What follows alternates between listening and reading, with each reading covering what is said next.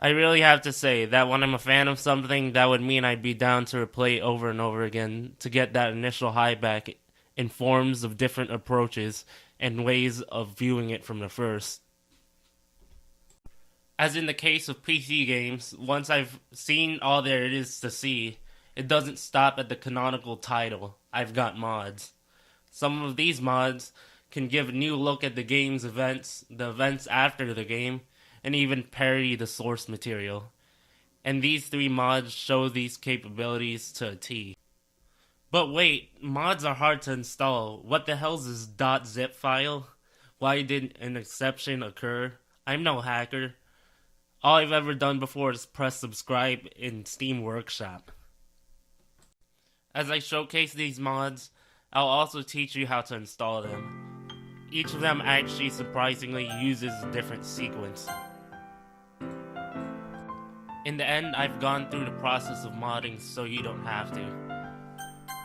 Oh yeah, and I have to tell you that these mods contain spoilers for the actual title, so if you haven't played it yet, what are you waiting for? Monica After Story is basically a Monica dating simulator, and I wouldn't have it any other way. It stars you and Monica, and just Monica, in an empty space classroom. Basically, it's Act 3 of the original on steroids, as this one doesn't only have extra dialogue, but also allows you to talk back and also play board games and an extremely rigged Pong with Monica. This mod is the most popular of all the DDLC mods, and is essential for anyone interested in extra content, constantly added, and is absolutely mandatory for Monica fans. If you either didn't play this, or do not have intention to play this mod, you don't deserve to say Monica's the best Doki. For criticisms, I can't say I have any. For a concept this simple, you can't go wrong. And anyway, they're always changing the game with an integrated update system. To download this mod, you're gonna need the original game, which would be no problem as it's free on Steam and on the Salvato website. That would be step 1. Then you have to access the self-entitled Monica After Story mod website and press the download now button, which will then download the files of the game. There's a little process called unzipping a folder, which in layman's terms is basically opening up a vacuum bag, making once crammed data into its original size. You might need an empty file to put these things in as a destination. I recommend on your desktop screen for easy access. After, and this is what threw me off the first time, you have to drag and drop the downloaded folder entitled Monica After Story mod into the original game files. What you have to do is let it replace what it wants to replace, because as stated earlier, this mod basically adds to the original game's Act 3, so it makes sense to replace the old files and piggyback from there.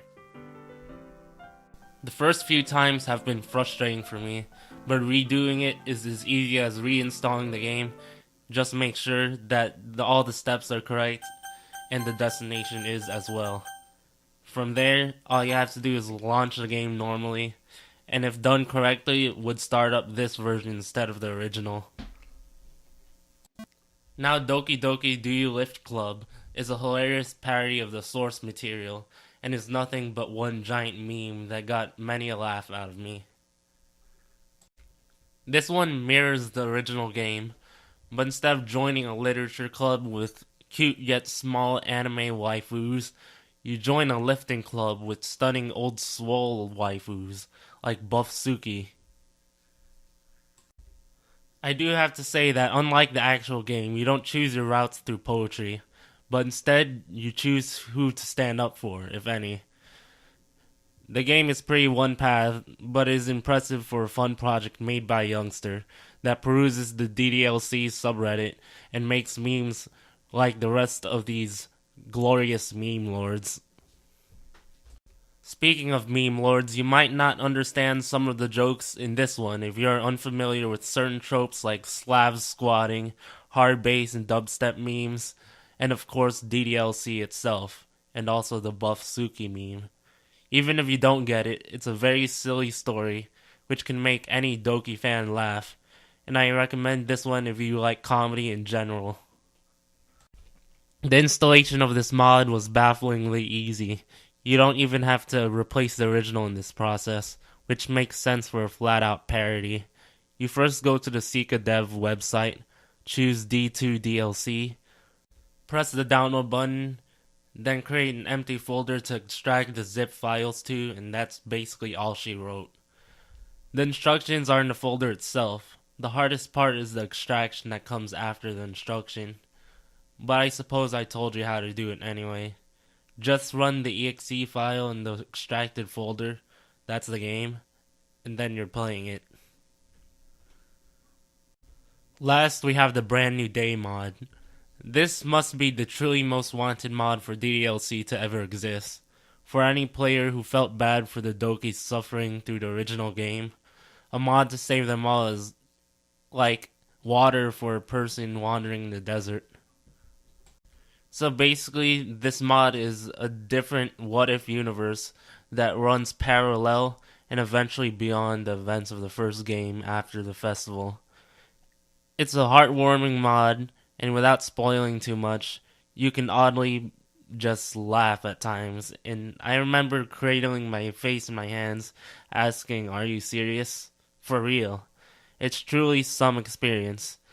And when I thought I was originally just rehashing, new settings were added.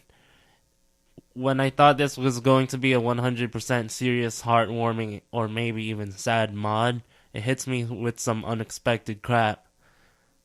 It's great.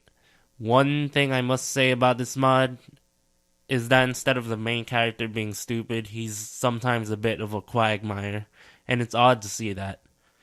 And also know this is an ongoing mod, so I was surprised to see a to be continued. But regardless, it's an experience.